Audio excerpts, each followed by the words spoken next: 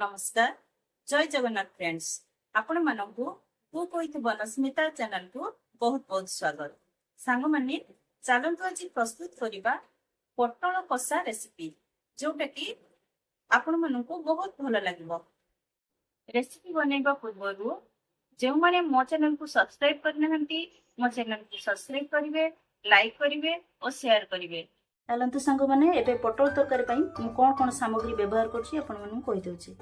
एठारे मु पटल काटी रखिछि, आलू, पियाज, गोटा गरम मसला, लंका गुंड, जीरा धनिया पाउडर, एठी मु काजू और चालमगज को पेस्ट कर रखिछि। एठी किछि नडिया रो खीर बाहर कर रखिछि। एठी मु अदा रसुण रो पेस्ट रखिछि आ हळदी गुंड और लूण नेछि। कड़ाई गरम हो गलानी मु एथिरे किछि रिफाइन तेल दे दोछि। पटल गुडी को प्रथमे भाजी आनिबी। तेल गरम हो गलानी एबे मु पटल गुडी को पसा देछि।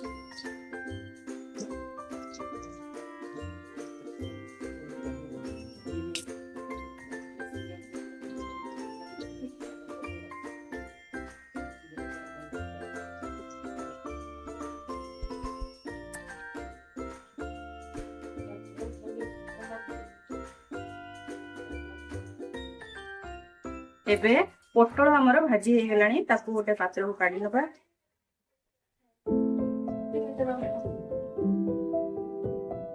एबे आलू गुडी को भाजी दबा।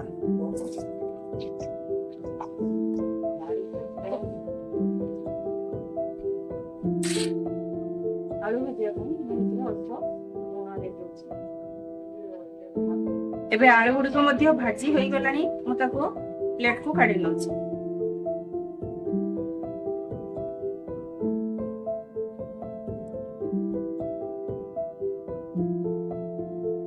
तरकारी आरंभ करिबा। प्रथमे मु आउ अल्प किछि रिफाइन तेल कढ़ाई रे दे दोछि। सेथरे मु गोटा गरम मसला को प्रथमे दे दोछि। तापरे कटा होई रखा हेतबा तुमकिना प्याज को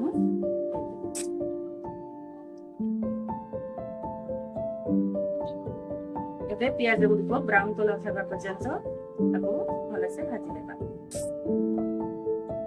एबे पियाज ऑलरेडी हे गलानी। एबे सेथिरे मु अदा रसुण रो पेस्ट टाको दे देछि।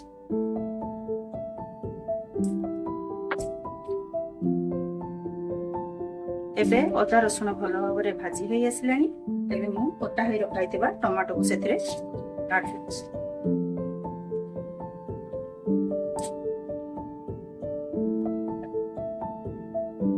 एबे टमाटो गुडी को भलो भाबरे कसी देबा।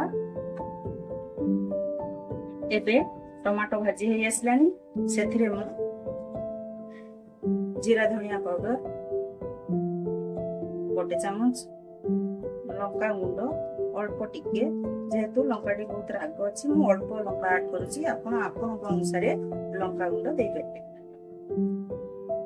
एबे टमाटो भाजी हे आसलानी। सेथिरे मु जीरा धनिया पाउडर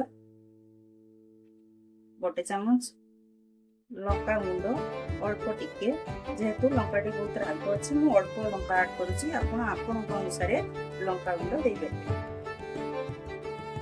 एबे सेथिरे हळदी गुंड और आवश्यक परिमाण रे लूण देइ देबा। एबे मसला को तेल छाड़िया पर्यंत भलो भाबरे कसिबा। एबे सेथिरे काजू और चालमगज रो बटाटा को मु ऐड करछि। ताको भलो भाबरे गळाई देबा।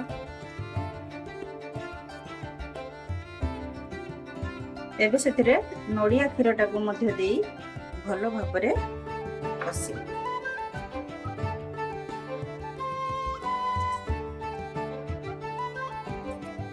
एबे मसला कसी हे आसलानी। पटल को देकी आउरी भलो भाबरे किछ समय हमें